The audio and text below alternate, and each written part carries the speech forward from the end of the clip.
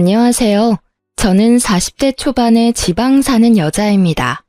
보통이라는 수식어로 가득한 제 삶에 갑자기 이런 일이 생길 줄은 몰라서 이렇게 글을 쓰게 됐어요. 인생의 반쯤은 살아오니 옳고 그름이라는 게 눈에 보이는 것만은 아니고 그 안에 숨겨진 사연들은 더 많다는 걸 알게 되더라고요. 제가 시댁 시부와 시동생과 인연을 끊게 된 것도 남들이 보면 충분히 흉볼 수 있는 거라고 생각하고 있고요. 하지만 저는 아무리 생각해도 제가 그렇게 나쁘게 했다고는 생각하지 않아요. 여기 글을 쓰는 것도 정말 제가 잘못했나 싶은 마음이 들어서 다른 사람들의 의견을 들어보고 싶은 마음에 고민하다가 결정하게 된 거거든요. 저와 남편은 대학 동기로 캠퍼스 커플이었어요. 많은 커플들이 사회생활에 들어가면 헤어졌지만 저는 남편과 계속 함께했고 그 덕에 결혼까지 하게 됐죠. 결혼 후 아이를 낳고 둘이 열심히 번 돈으로 지방에 있는 아파트를 자가로 사서 들어갈 정도였으니 저희도 열심히 살아온 것은 틀림이 없었어요. 결혼 때 친정은 기댈 수도 없을 정도로 힘든 상태였고 시댁도 시모 혼자 돈을 벌어서 사느라 지원을 받을 수도 없는 상황이었어요.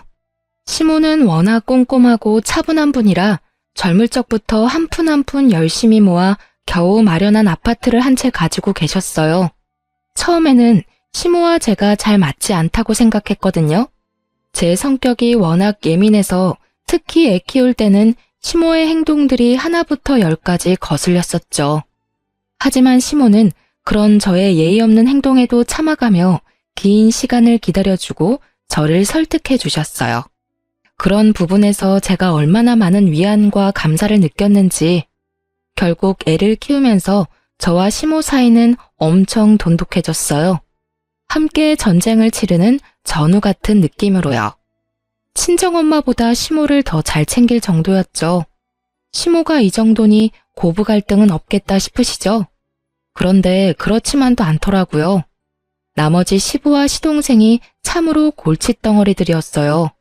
시부는 쓸데없이 가부장적인 분이시라 저와 시모를 여자라는 이유로 무시하고 막 부려먹기 일쑤였어요. 돈 한 푼 벌어다 주지도 않고 시모가 벌어온 돈으로 생활하는 주제에 말이죠. 게다가 시동생은 생긴 것만 번지르르 하지 실속 없고 허풍도 심하고 겉멋이 많이 들어 누가 봐도 겉만 그럴싸한 남자였죠. 아니 그냥 이 정도라면 차라리 밉지는 않을 텐데 시동생은 매번 시모가 벌어오는 돈 족족 손이나 벌리는 참으로 쓸모없는 사람이었어요. 이 상황을 아는 저와 남편은 어찌 보면 필연적으로 시모를 고생시키는 두 사람에 대해 안 좋은 감정을 지닐 수밖에 없었죠. 솔직히 시모가 없었다면 시댁에 들릴 필요도 없었을 거예요. 제가 시부와 시동생에게 철저하게 실망하게 된 건 남편과 결혼한 지 8년이 넘어갈 때쯤이었어요. 그 해에는 남편과는 나이 차이가 많이 나는 시동생이 결혼을 이야기를 꺼냈죠. 시동생은 당시 번듯한 직업이 없었고 근무한 횟수가 꽤 되는데도 돈 한 푼 없이 결혼을 하게 된 상황이었어요. 솔직히 결혼이라는 걸 해보신 분들은 다들 아시겠지만 하나부터 열까지 다 돈이잖아요. 저는 친정이 그리 잘 살지 못해서 그렇게 할 엄두도 못 냈지만 남편은 워낙 태생이 단단한 사람이거든요. 그런 사람 있잖아요. 주머니에 돈 들어가면 잘 안 나오는 사람. 그렇다고 구두쇠는 아니고 정말로 필요할 때는 돈을 쓰는 그런 사람이었어요. 당시 친정아버지가 아프셔서 집안이 휘청했는데 그때 도와준 게 남편이었어요. 그리고 결혼식은 간소하게 하자고 했었고 저는 너무나도 고마운 마음으로 그렇게 하기로 했었죠. 어쨌든 이런 남편과는 전혀 다른 게 시동생이었거든요. 헐렁하고 경제관념도 그닥 없는 데다가 보여주기식 소비를 무척 좋아하는 사람이었거든요. 그런 사람이 결혼을 하겠다고 하니 처음에는 저와 남편이 말렸어요. 나이가 많은 것도 아닌데 왜 빨리 결혼할 거냐고요. 그런데 상대방 여자 쪽이 이미 임신을 한 상태라 마냥 기다리라고 할 수도 없는 노릇이었어요. 결국 시동생의 결혼 비용은 결국 시모의 통장에서 모두 다 나가게 되었어요. 전세 비용 보태달라는 게 5천만 원에 결혼식에 필요한 대부분의 돈을 시모에게서 마련했어요. 거기에다 더 열받는 건 시동생 와이프 될 사람이었어요. 서로 주고받기 없기로 하자고 이미 이야기가 끝났는데도 비싼 명품백과 다이아 반지 귀걸이 세트를 가지고 싶다고 시모에게 직접적으로 말했다고 하더라고요. 결국 그 돈까지 마련하느라 시모는 여기저기 일을 많이 다녔어요. 방판에 식당 일에 시간 날 때는 배달 일까지 진짜 온갖 일을 다 하셨거든요. 자식이 웬수라고 결국 참다 못한 저는 총대를 메고 시동생을 불렀죠. 도련님, 결혼하는 건 어쩔 수 없는데요. 좀 약소하게 치를 생각은 없어요? 저러다 어머님 힘들어서 쓰러지면 어쩌려고 그래요. 형수가 뭔데 우리 집 일에 나서요. 우리 엄마고 엄마가 자식 결혼할 때 돈 대주는 건 당연한 거 아니에요? 그 정도도 못 해주면 그게 부모냐고요. 자식 결혼할 때 왜 돈 대주는 게 당연해요? 형은 결혼할 때 어머님한테 돈 한 푼 빌린 적 없거든요. 그리고 도련님 눈에는 제가 남처럼 보여요? 당연하죠. 형이랑 결혼했다고 제 누나가 되는 건 아니잖아요. 솔직히 가족처럼 굴면서 이렇게 선 넘는 것도 진짜 불쾌하거든요. 나 참 자기가 뭐라도 되는 것 마냥 나서기는 왜 나서? 형수가 나한테 돈 줄 거 아니면 신경 쓰지 마세요. 이야기를 듣는데 뒷골이 팽팽하게 당기더라고요. 살다 이런 싸가지 없는 놈은 처음 봤거든요. 형이랑 결혼했으면 가족이지 가족이 아니라고 말하는 저 말본새부터가 아주 싹수 노란 놈이란 것만은 확신했죠. 저의 이런 참견에도 결국 시모는 과로와 스트레스로 병원 신세를 지게 됐어요. 시모는 예전에 위암을 앓은 적이 있었는데 이번에는 혈액암이 온 것 같다고 하더라고요. 청청병력 같은 소리에 남편과 저는 침울하기만 했어요. 애를 친정에 맡기고 시모의 간병을 하느라 저는 바쁘기만 했고 남편은 그런 저에게 매일 미안하다고만 했어요. 내가 어머님한테 진 마음의 빚이 있어서 이렇게 하는 것뿐이니까 그런 생각하지 말라고 했지만요. 그런데 이 와중에 시동생은 결혼 준비하느라 아주 정신이 없었어요. 아파서 일어나지도 못하는 시모에게 매번 문병 와서는 돈 이야기만 하는 시동생을 보며 한 대 쥐어받고 싶다는 생각을 할 때 시부에게서 전화가 왔어요. 넌 시어머니가 없으면 네가 와서 시아버지 밥상 차려줄 생각을 해야지. 어디서 뭘 하고 있는 거야? 배고프니까 당장 들어와서 밥 차려라. 소리를 들어보니 술 한 잔 걸쳤더라고요. 저는 시부에 대한 마음이 별로 좋질 않았어요. 시모가 예전부터 일도 하지 않고 집에서 밥만 축내는 시부를 견디기 힘들어했다는 걸 알고 있었거든요. 제 눈에는 시부도 시모가 병에 걸린 원인균처럼 보였죠. 저는 시모 간병 때문에 바쁘고 갈 생각도 없으니 시부집 근처에 있는 도시락 가게에 전화해서 도시락을 시켰어요. 그것도 제 나름의 성의였다고 생각하거든요. 못 본 척 안 한 것도 용하다고 생각하는데 시부가 전화가 왔더라고요. 너 이딴 걸 지금 밥이라고 시켰어? 이런 맛없고 성의 없는 음식을 누가 먹어? 당장 와서 밥 차려. 네가 시모가 없으니까 시아버지 머리 꼭대기까지 올라오려고 지랄 떨지. 어디 한판 해볼래? 형수, 저도 집에 있는데 와서 저랑 여자친구 밥도 좀 차려주세요. 우리 밥도 못 먹고 배고프거든요. 우리 애도 오늘 뱃속에서 배 굶고 있을 텐데. 시부 옆에서 시동생까지 이딴 소리 짓거리니 저는 열이 받아서 알겠다고 전화를 끊고 김밥 3줄을 시켜줬어요. 안 시켜준 건 아니니 알아서들 배는 채우겠죠. 김밥 도착하고 전화가 또 오더군요. 전화를 받았더니 이번에는 시동생의 역정내는 소리가 들렸어요. 그런데 이번에는 저도 가만히 안 있었어요. 형수, 지금 사람이 몇 명인데 꼴랑 김밥 3줄이에요? 그리고 임신한 사람 있는 거 뻔히 알면서 이런 음식 해주면 기분이 좋아요? 상식이 없는 거야, 정신이 없는 거야? 뭐? 상식? 너 그리고 왜 나한테 반말이야, 이 미친 도련님아. 내가 분명 지금 정신이 없다고 말했지? 도련님이 저번에 나한테 저는 가족이 아니라면서. 그런데 밥은 왜 저한테 얻어먹으려고 지랄인데? 그리고 가족 중에 멀쩡하게 돈 잘 벌고 있는 남편 제외하고는 아무도 어머님 간병을 안 해서 아무 관계도 없는 내가 대신해서 간병 중이잖아. 그러면 도련님이 나한테 간병비 갖다 바쳐도 모자란 거지. 어딜 밥을 내놓으라 명령질이야? 아니요. 그럼 며느리가 돼서 시어머니 간병도 안 하려고 했어요? 그건 당연한 거지. 돈을 주고 말고 할 것도 없이. 아니, 뭐, 엄마가 나 때문에 병 걸린 것도 아니고 왜 갑자기 화살을 나한테 돌려요? 그럼 옆에 있는 분한테 간병하라고 하시면 되잖아. 곧 며느리 될 건데. 다이아 반지 세트랑 명품 가방까지 받았으면 할 도리는 다 하고 보내드려야 맞지 않나? 그리고 도련님, 네가 지금 돈 한 푼 없이 장가 간다고 해서 어머님이 그 돈 마련하느라 과로해서 지금 암 재발한 거라고 난 생각하거든요? 도련님이 인간으로 태어났으면 어머님한테 이러면 안 되지. 그걸 왜 저한테 화내냐고요. 밥 한 번 해달라고 했다고 완전 사람 쓰레기로 몰아버리네. 됐어요. 밥 해주기 싫으면 해주지 마요. 우리가 돈이 없는 것도 아니고. 결국 저의 지랄 같은 말에 시동생은 전화를 끊더군요. 그리고는 형한테 전화를 했었나 봐요. 물론 형님한테 한 번 더 혼났지만요. 병원에 온 남편이 이야기하더라고요.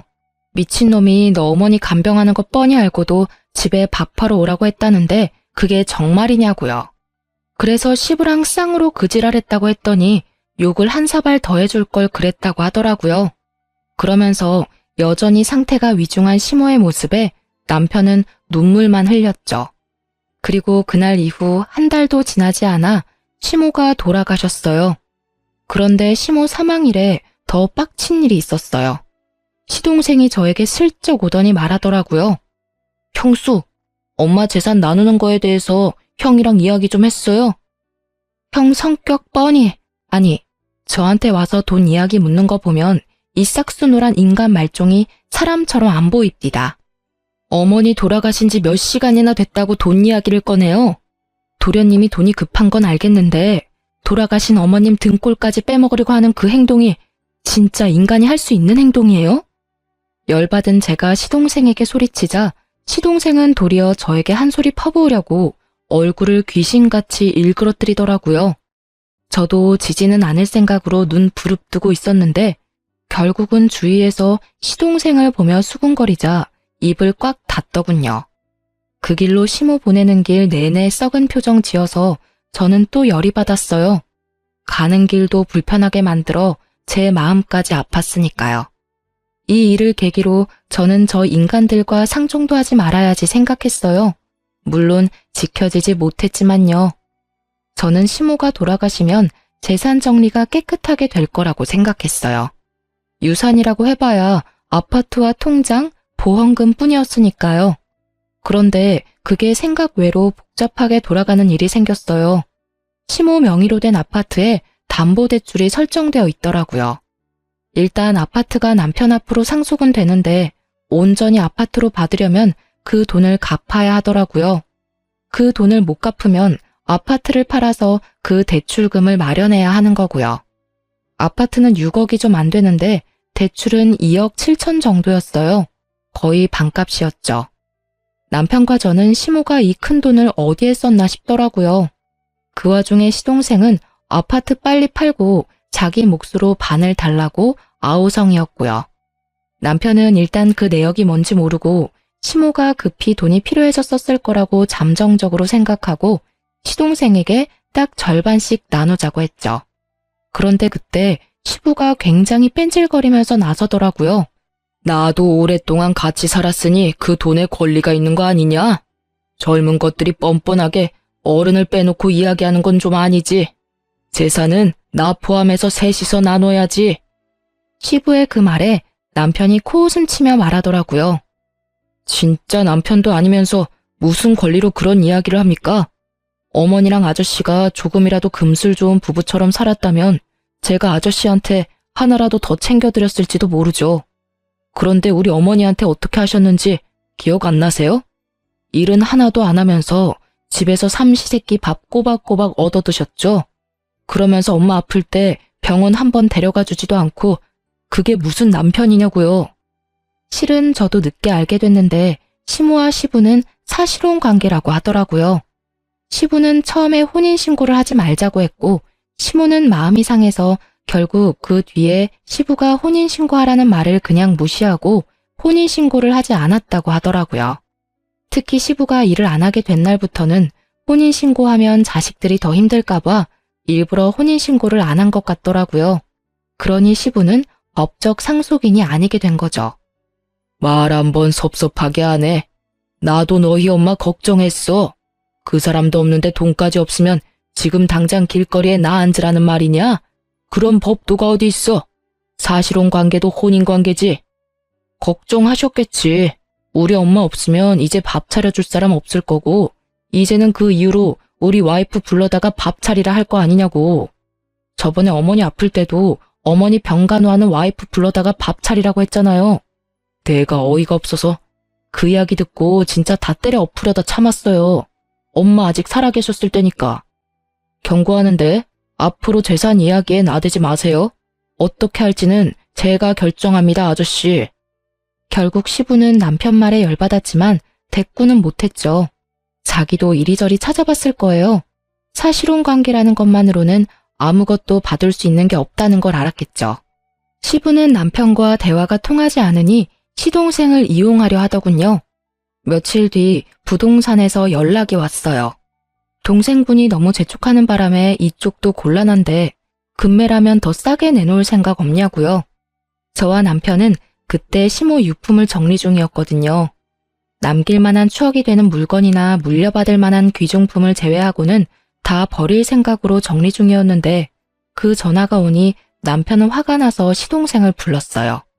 그리고 그때 시모의 화장대 아래에서 대량의 장부가 나왔어요. 그걸 확인하니 시모가 써둔 가계부였어요. 그 꼼꼼한 성격만큼 10원짜리 하나까지 내역이 싹 다 적혀 있더라고요. 그리고 그걸 보다가 아파트 담보대출이 왜 생긴 건지를 알았어요. 시모가 둘째에게 대출해주고 차용증 받아놓은 게 있더라고요. 결국 남편 극대노해서 시동생 오자마자 난리쳤어요. 야, 너 이거 뭐야? 엄마 장부에 너한테 돈 빌려준 거 적혀 있던데 엄마가 너한테 돈 빌려준 거 왜 이야기 안 했어? 너 우리가 이거 못 찾았으면 돈 받을 때까지 거짓말할 작정이었어? 형, 봤어? 설마 내가 말 안 했겠어? 나도 오늘 할까 내일 할까 생각하고 있었어. 뭐 형이 먼저 알게 됐으니까 말할 것도 줄었네. 돈이 좀 필요했는데 아버지가 아파트 담보대출 받으면 된다고 가르쳐줘서 엄마한테 부탁했지. 그 이야기를 듣는 동안 남편의 흥분한 얼굴이 냉정하게 가라앉는 걸 봤어요. 아, 정말 화가 엄청 났구나 싶었죠. 그래서 제가 물었죠. 그러면 도련님, 그 대출금은 어디에 쓰신 거예요?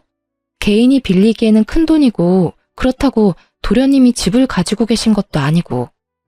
전세금마저 시모에게 빌릴 정도면 집이 없다는 생각이 들어서 물어봤는데 돌아오는 대답에 저와 남편은 벙쪘어요. 아, 그거요? 재개발되는 곳 있는데 거기 건물이 5억짜리거든요? 근데 재개발되면 금액이 엄청 뛸 거잖아요. 그거 생각하고 빌린 거고 아직 잘 갖고 있어요. 5억짜리 집에 2억 7천을 빌렸으면 나머지 금액은 도련님 돈인 거네요? 그쵸. 그것도 은행에서 빌려서 지금 원금이랑 이자만 거의 200만 원 넘게 나와요. 솔직히 이번에 아파트 팔고 자동으로 갚으면 내야 할 대출금도 줄어드니까 저도 좋죠. 실실 쪼개며 말하는 시동생에게 남편이 결국 참지 못하고 버럭 화를 냈어요. 야, 그걸 자랑이라고. 너 장부에 어머니가 너한테 돈 빌려준 게 얼마인지나 알아?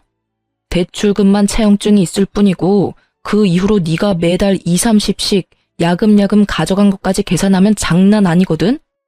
그런데 너 처음에 시치미 떼고 아파트 처분하고 3억 절반으로 나누자고 했지. 가만 보니까 내가 몰랐으면 너 그 돈 다 꿀꺽할 셈이었네. 네가 아파트 대출금 싹 다 가져갔으니까 넌 아파트 처분하고 남은 돈에 아무런 권한 없는 거 알지?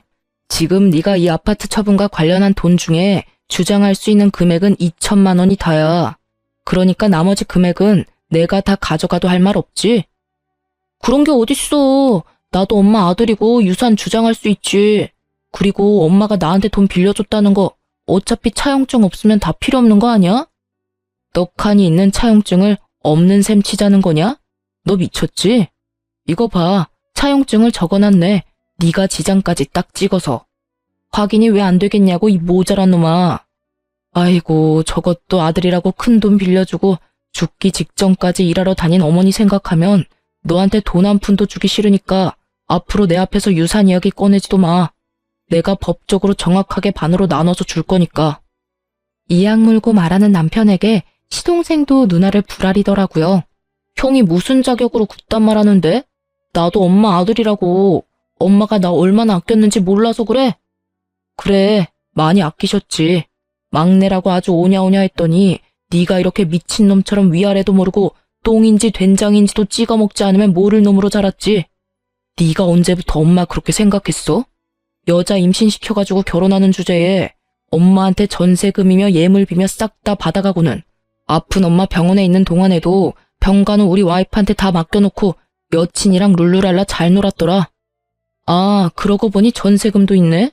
엄마가 전세금 빌려주기로 했다면서? 2천만 원 가져가고 나머지 3천만 원은 나한테 빌릴래? 나는 엄마랑 다르게 이자 꼬박꼬박 받을 건데 괜찮으면 그렇게 하고.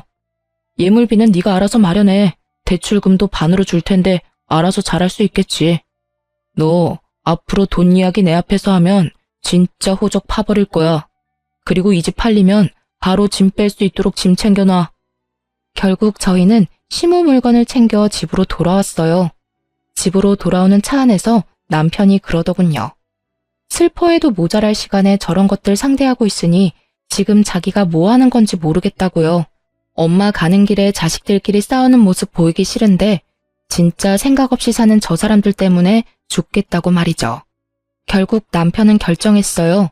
집안의 돈 정리, 관계 정리 싹 다 깨끗하게 해버리기로요. 그렇게 시모 사후에 남편은 법적으로 아무런 문제 없도록 하나부터 10까지 정리하기 시작했어요. 시모 앞으로 된 재산은 아파트와 생명보험금이 2억 정도 있더군요. 보험금이 있다는 걸 알게 된 시동생은 또 급하게 찾아와 남편에게 말하더라고요. 엄마 생명보험금은 나한테도 받을 자격 있잖아. 반은 줘야지. 나 요새 돈 없어서 힘들다고. 너 아파트 대출금 없어져서 이제 좀 살만하지 않냐? 그거만 없어도 대출금 절반으로 줄어들 텐데 왜 그렇게 앓는 소리야? 대출금 줄어든 대신에 전세금이랑 예물비 때문에 또 돈 빌렸어. 자기가 쪼들리니 계속 재촉하더라고요. 남편이 계속 재촉하니 어쩔 수 없이 보험을 확인했죠. 그런데 시모가 죽기 직전에 생명보험금 수익자를 법정 상속인에서 제 이름으로 바꿔놨더라고요. 저도 제 이름이 나오니 뜬금없이 깜짝 놀랐죠. 뭐가 잘못된 것 같아서 수익자가 언제 누구에 의해 변경되었는지 확인해봤거든요. 바로 시모가 본인 담당하는 보험 설계사를 직접 만나서 변경했다고 하더라고요. 어찌됐든 보험금 2억 원이 제 손에 들어오게 됐어요. 그 이야기를 들은 시동생이 완전 발광하더라고요. 이게 뭐예요? 왜 우리 엄마가 생판 남인 형수한테 보험금을 남기냐고요? 뭐 잘못된 거 아니에요? 아들이 둘이나 있는데 굳이 며느리로 할 필요도 없었잖아요. 이거 혹시 형수가 엄마 꼬셔서 수익자 변경한 거 아니냐고요? 엄마 옆에서 알랑방구 떨면서 들러붙어 있을 때부터 알아봤어야 하는데 너, 네 형수한테 그게 무슨 말버릇이야? 어머니 보험 설계사가 네가 돈을 마구잡이로 쓰는 바람에 어머니가 직접 수익자 변경했다더라. 네가 그렇게 못 믿겠으면 내가 보험 설계사한테 전화해서 왜 수익자가 변경됐는지 물어보자. 남편은 바로 보험 설계사에게 전화했어요. 네, 안녕하세요. 수익자 변경한 것 때문에 제 동생이 의문점이 있다고 해서 연락드렸어요. 혹시 수익자 변경을 왜 했는지 지금 말씀 좀 해주시겠어요? 아, 네네. 돌아가시기 2달 전쯤 병원을 다녀오고 나서 저를 만나자고 하셨어요. 그때 수익자를 변경했어요. 수익자를 며느리 앞으로 한다길래 제가 여쭤봤거든. 장성한 아들이 둘이나 있는데 며느리한테 변경하는 이유라도 있냐고요. 그랬더니 둘째가 씀씀이가 해프고 집 거덜낼 정도로 가져가니 보험금을 받으면 다 써버릴 거라고 하더라고요. 어차피 아들놈들은 아파트 나눠 가질 건데 보험금이라도 자기 병수 밟은 며느리 앞으로 주고 싶다고. 돌아가기 직전에도 확인 전화하시며 말씀하셨고요. 그리고 무엇보다 며느리에 대한 마음이 애틋하시더라고요. 아플 때 힘들 때 자기 신경 써주는 건 며느리밖에 없다고 하시는 거 보니 고부간의 사이가 무척 좋은 것 같다고 생각했죠. 거짓말이죠? 엄마가 설마 나한테 한 푼도 안 남겨주시다니. 이거 형수가 다 모함한 거죠? 왜 내가 아들인데 나는 한 푼을 못 받아요? 이거 진짜 둘이서 짜고서 나 물 먹이려는 거 아니에요? 어쩌면 이렇게 둘이서 다 가져갈 수가 있어요.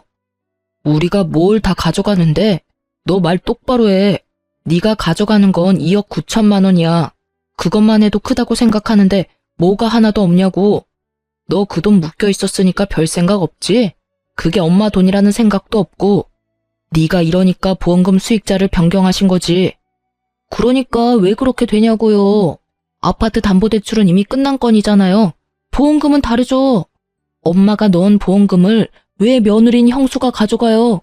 형수가 받을 거면 제 와이프도 받아야 되는 거지. 이거 명백한 차별이고 문제 있는 사항이라고요. 나 진짜 이런 식이면 고소할 거예요. 하세요. 도련님 마음대로 한번 해보시라고요. 도련님이 어머님한테 어떻게 한 건지 가슴에 손을 얹고 생각해봐요. 어머님이 정 떨어지는 것도 당연하지 않을까 싶은데 그걸 도련님만 모르고 계시네요. 아파서 병원 들어와 있는 사람한테 결혼식 돈 모자라다고 돈 달라고 그렇게 떽떽거리며 사람 괴롭게 만들어 놓고 뭐요? 도련님 여자친구한테 보험금 주고 싶었으면 여자친구한테 엄마 병간호나 좀 해주라고 하지 그랬어요. 그랬으면 저 혼자 가져갈 일도 없었을 텐데.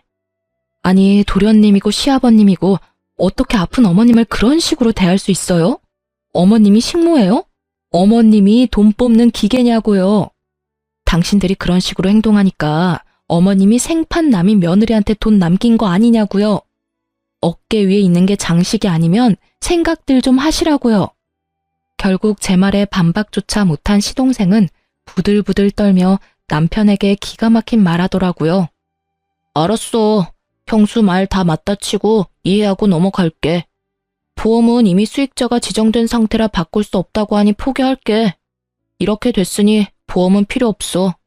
그런데 엄마 돌아가셨으니까 지금은 형이 내 보호자잖아. 그러니까 내 빚보증 좀 서줘.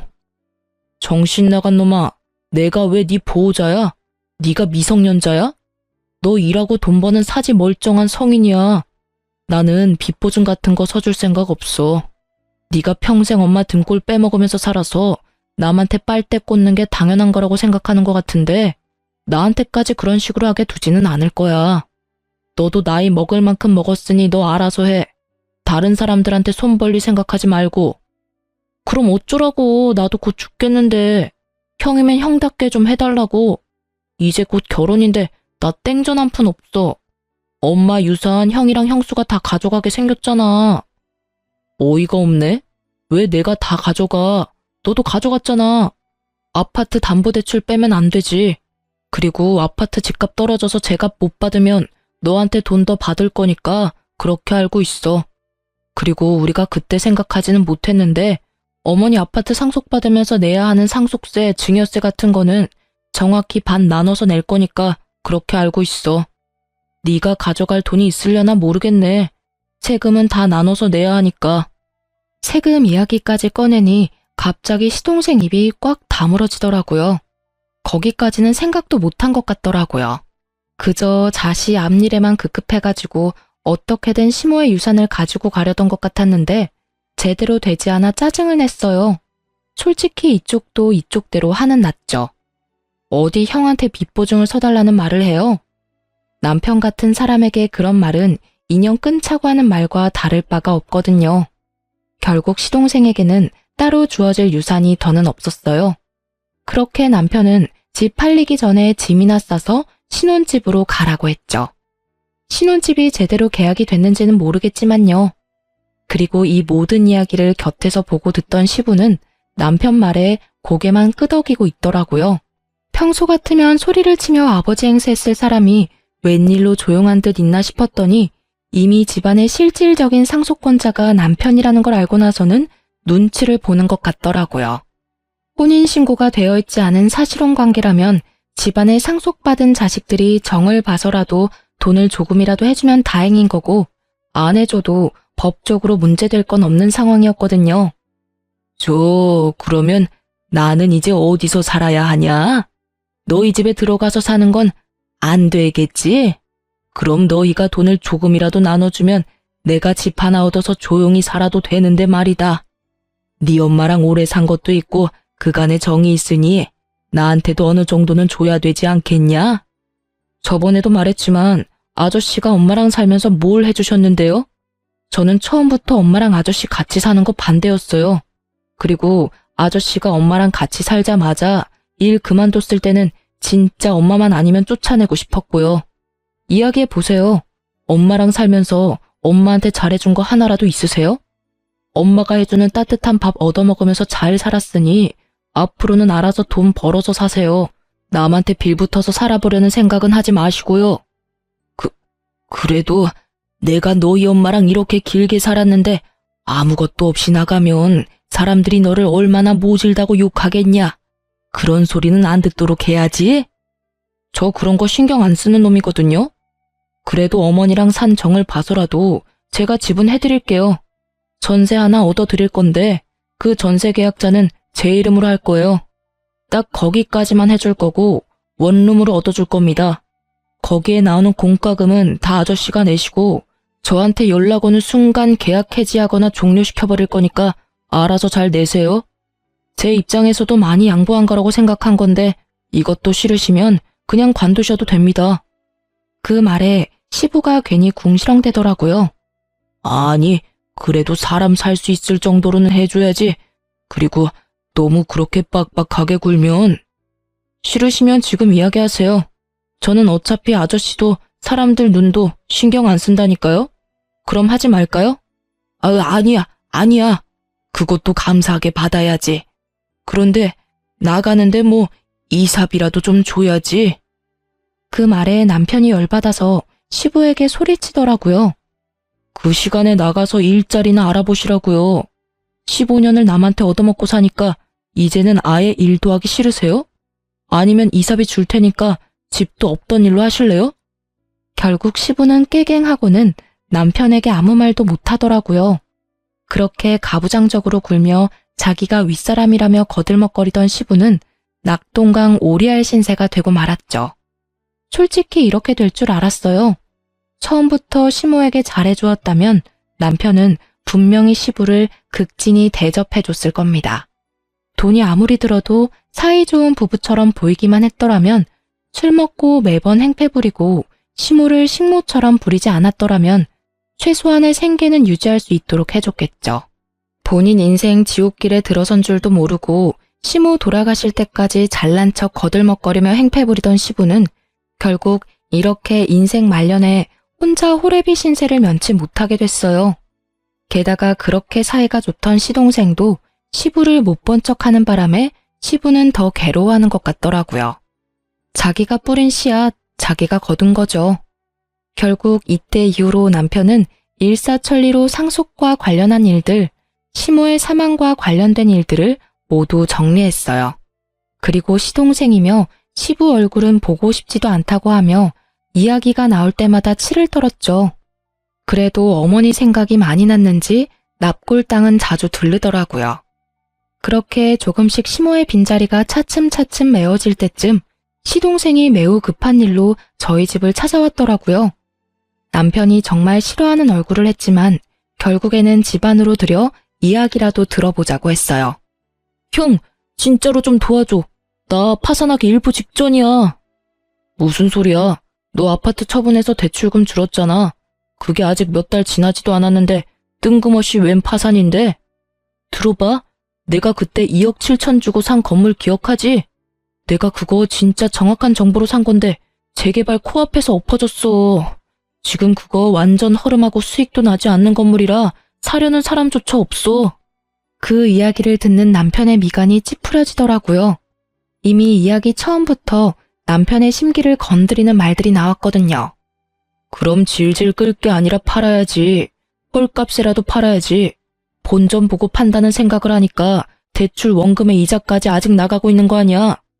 나도 그 생각했지. 팔려고 했는데 산다고 전화 온 사람들 전부 다 가격을 완전 후려쳐서 부르는 거야. 본전은 못 돼도 어느 정도 선이라는 게 있잖아. 근데 반값 이하로 부른다니까? 지금 그 건물에 들어간 대출 원금보다 싸게 부르면 내가 불이익이잖아. 그래서 팔지도 못해.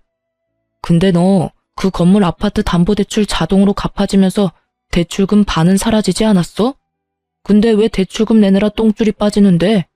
내는 원금이 줄었으면 100만 원 정도가 세이브 될 건데? 그거? 사실은 그 옆에 있는 건물도 재개발된다고 해서 대출 땡겨서 샀거든. 정말 작은 건물인데 쓸만한 땅이야. 그것도 재개발이 될 줄 알았는데 안 됐더라고. 그래서 그것도 팔아야 하는데 그건 더 안 나가. 그 이야기를 듣는 저와 남편은 고개를 절레절레 저었어요. 이건 뭐 스스로 자기 무덤 연락에 파고 있으니 도와줄 수가 없겠더라고요. 솔직히 그 돈이 생활비로 나가서 빌린 돈이라면 갚아줄 생각도 있었어요. 살다 보면 그런 일도 있잖아요. 애가 생기고 갑자기 가계 지출비가 늘어나는데 모아놓은 돈은 없고, 그렇게 빌렸다면 정말 저도 도와줄 생각이 있었는데 또 재개발 환상에 빠져서 쓰러져가는 건물을 샀을 줄이야. 생각지도 못한 이유에 저는 맥이 탁 풀려버렸어요. 차라리 파산하고 개인회생을 신청하는 게 본인에게는 좋은 일이 아닐까 하는 생각도 들었을 정도였죠. 형수, 제발 나 좀 도와줘요. 어차피 형수 앞으로 엄마 보험금 나왔잖아요. 그거에다 형이 받은 아파트 처분한 돈이면 넉넉하잖아요. 한 1억? 아니, 1억 5천 정도만 빌려줘요. 저 건물 팔리면 갚아줄 테니까. 제가 왜 그 돈을 갚아줘야 해요? 그리고 어머님이 남긴 피 같은 돈, 그런 곳에 쓰고 싶지도 않아요. 아니 도대체 무슨 자격으로 어머님 목숨값을 달라고 여기 와서 돈을 빌려달라고 할 수 있어요? 그리고 저는 잊지 않았어요. 도련님이 저한테 하신 말씀요. 생판 남인 저한테 가족이 아니라고 하셨죠? 도련님이 저를 가족으로 생각하지 않았으니 저도 도련님을 가족으로 생각 안 해요. 저는 어머님이랑은 달라서 도련님한테 돈 다 줘가면서 일 해결하도록 두지는 않을 거예요. 정말로 그 딱한 사정을 어떻게든 하고 싶었다면 일단 푼돈에라도 그 건물들 팔고 그 돈으로 원금 갚은 뒤에도 힘들면 찾아와야죠. 그 건물은 있는 대로 놔두고 싶고 돈은 돈대로 쪼들리니까 누군가에게 편하게 빌리고 싶고, 그런 생각하면 어디에서도 도련님 도와줄 사람 못 찾아요. 그때 일을 아직까지 마음에 두고 있었어요? 화 풀어요. 남이라고 한 거는 그냥 화가 나서 던진 말이고, 형님 와이프면 우리 조카 엄마인데 내가 설마 형수님을 정말 남으로 생각했을 리가 없잖아요. 그리고 푼돈으로 그 건물 파는 건 절대로 말이 안 되죠. 솔직히 재개발이 엎어졌다고는 하지만 또 언제 재개발 구역에 포함될지 모르는 일이고, 재개발되고 나면 그 일대도 땅값 오를 테니까 그때까지만 잘 버티면 돈 더 벌 수 있는데. 그때까지 버틸 수 있을 만큼의 돈이 있는 사람들에게나 해당되는 일이잖아요. 지금 당장 죽고 못 살겠다며 형한테 달려오는 사람이 무슨 미래를 말하는데요? 지금 당장 도련님한테 미래가 있긴 해요. 그거 못 팔면 우리는 도와줄 생각 없어요. 그런 제 말에 시동생은 도리어 저와 남편을 이해가 안 된다는 표정으로 바라보더라고요. 본인만의 생각이 너무 확고해서 다른 사람 의견은 귀에 들어오지도 않는 중증이었어요. 너 이러는 거 네 와이프도 알아? 애도 곧 있으면 태어난다고 하지 않았어? 예정일이 다음 달인가 그랬던 것 같은데. 와이프는 얼마 전에 집 나갔어. 전셋집도 자기가 생각하는 만큼 못 가졌다고 엄청 싫어했는데 결혼식 할 때 쓸 다이아 반지 세트랑 명품백도 원하는 거 못했거든. 돈이 너무 없어서. 엄마 돌아가시고 나면 유산 나오니까 그걸로 하면 된다고 달랬는데 유산이 없었잖아. 아파트는 내 대출금에 깎여버리고. 보험금은 형수가 수익자가 돼서 한 푼도 받은 게 없으니까. 그 이야기하고 다음날 집 나갔어. 이야기를 들어보니 그 여자도 남편이 집에 돈이 좀 있다고 생각하고 시집 온 것 같더라고요. 그런데 알고 보니 완전 빈털터리에 빚만 가득하다는 걸 알고는 빚이 자기한테 넘어오기 전에 튄 걸로 보이더라고요. 솔직히 여자가 야가 빠졌다는 생각을 하기는 했는데 시동생 꼴이 저 모양이니까요. 저런 남자와 결혼하면 평생이 가시밭길 아니겠어요? 그런 여자의 선택을 야속하다 할 수도 없는 노릇이죠. 그런데 그 여자가 참으로 약삭빠르게 결혼식을 하면서 비걱거리니까 혼인신고를 안 했대요. 시동생이 무슨 사고를 쳐도 그 여자에게는 아무런 문제도 없겠죠. 참 장가 잘 갔다는 생각을 했어요. 우리는 알려주지 못하는 인생의 쓴맛을 그 여자가 알게 해주었으니 말이죠. 큰 인생 경험을 한 시동생이었지만 결국 그런 큰일에도 크게 변함은 없었습니다. 그리고 시동생의 이야기를 들은 저희는 시동생을 도와주지 않았어요. 우리가 도와주지 않더라도 그 건물들을 처분하면 살 길이 나오니까요. 그런데 결국에는 시동생이 그 돈을 다 못 갚아서 전부 경매로 넘어갔고 결국 파산 신청에 들어갔다고 하더라고요. 나중에 알고 보니 전세금의 카드빚까지 상당했다고 하더라고요. 그 카드빚은 거의 대부분이 그 여자에게 쓴 것들이었고요. 그런 시동생이 집까지 잃고 간 곳이 어디인지 아세요? 바로 남편 명의로 남편이 계약해준 시부의 전셋집이었답니다. 집주인이 연락 왔었거든요. 계약했을 때는 한 사람이었는데 왜 두 사람이 사냐고 말이죠. 남편은 그분 아들이니 크게 걱정 안 해도 되고 문제가 생기면 연락만 달라고 했죠. 남편이 신경 쓰여 하길래 제가 근처 한번 가서 확인해 봤거든요. 두 사람이 어떻게 지내는지. 시부는 시모 살았을 적에는 빳빳하게 다린 셔츠와 바지를 입고 동네에 돌아다니며 사장 소리 들으면서 떵떵거리며 지냈거든요. 그런데 지금은 다림질은커녕 빨래도 제때 못해서 호레비 냄새나는 몰골로 동네 돌아다니며 여기저기 돈 되는 일 받아서 하고 있더라고요. 그렇게 사이좋던 시동생은 그 집에 들어가서는 시부부터 쫓아내려고 안달이 났다고 주변에서 전하더라고요. 시부 인생도 참으로 딱했어요. 시모와 남편에게 강압적으로 굴더니 결국에는 끈떨어진 뒤움박 신세가 됐잖아요. 이래서 있을 때 잘하라는 말이 생긴 것 같아요. 저와 남편, 시모에게 조금이라도 잘해줬으면 저와 남편이 두 사람을 그렇게 보내지는 않았을 거예요. 그리고 시모도 수익자를 며느리인 저로 변경할 일도 없었겠죠. 결국은 자신들의 행동에 대한 대가를 고스란히 치르게 된 걸 보니 인과응보라는 말이 저절로 생각났어요. 스스로 열심히 지옥길 걸어가는 걸 충분히 옆에서 말렸음에도 역시나 포기하지 못하는 걸 보니 앞으로도 우리 부부와 만날 일은 없을 것 같아요. 그렇지만 시모의 마음을 생각하면 지금이라도 시동생과 시부가 제정신을 차려줬으면 싶어요. 긴 글을 쓰면서 참 많은 생각을 했어요. 특히 돌아가신 시모 생각이 가장 많이 났죠. 그분이 있었을 때 제가 해야 했었을 일들, 잘못된 걸 바로 잡기 위해 제가 할 수 있었을 일들을 생각하며 후회하게 되네요. 그러니 글을 읽고 계시는 분들, 있을 때 잘하라는 말이 괜히 있는 게 아니더라고요. 마음을 다하고 절대 나중에 후회하지 마세요. 시동생과 시부를 보면 그게 딱 와닿아요. 앞으로도 후회 없이 열심히 하루를 살아갈 거예요. 긴 글 읽어주셔서 너무나 감사합니다. 모든 이들의 앞날에 축복이 깃들기를 바라며 이 글을 마치겠습니다.